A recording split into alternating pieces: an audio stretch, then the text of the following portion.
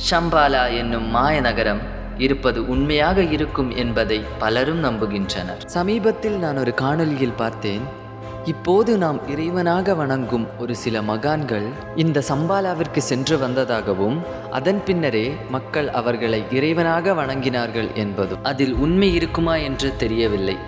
உண்மை இல்லை என்று புறக்கணிக்கவும் இயலவில்லை. இவ்வாறு இந்த சம்பாலா நம் முன்னோர் காலத்திலேயே ஒரு மர்மமான ஒன்றாக இருந்திருக்கிறது என்று புரிகிறது. கலியுக முடிவில் கலியை அழிக்க கல்கி பிறப்பார் என்று நம்பினால் இந்த சாம்பலாவும் இருக்கிறது என்று நம்பிதான் ஆக வேண்டும்.